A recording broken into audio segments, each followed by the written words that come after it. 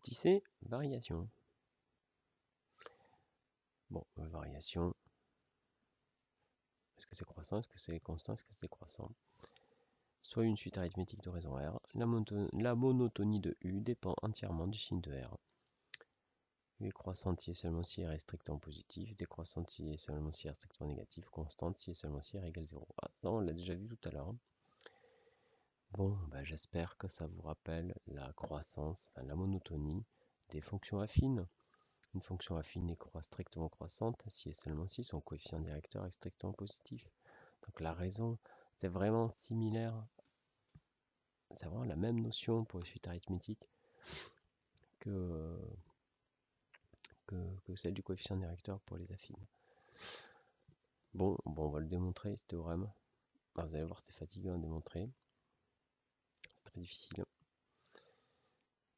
Alors, démonstration 1. Tellement difficile que je vais faire que le premier.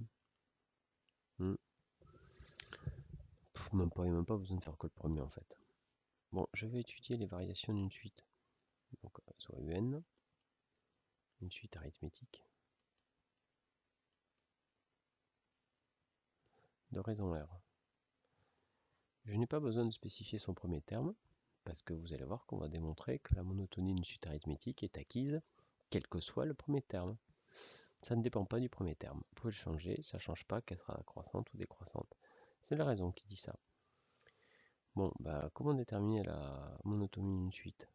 On fixe n et on regarde la différence de deux termes. Alors, un c'est une suite arithmétique, donc un plus 1, par définition, c'est un plus r. Donc ça, c'est un plus r. Moins un. Mais je vous ai dit que vous alliez souffrir. Un, ça s'en va, il reste r. Voilà, la démonstration est finie. Alors, pas tout à fait. Alors, il y a carrément équivalence.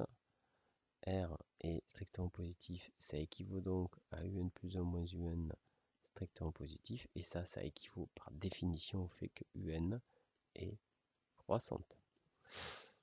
Bon, etc. R strictement négatif, décroissant, R est nul. Bon, c'est complètement évident. Et une démo. Ensuite, bon, on va faire l'exercice 4 qui nous donnera plein de petits exemples. Parce que c'est vraiment très simple comme notion.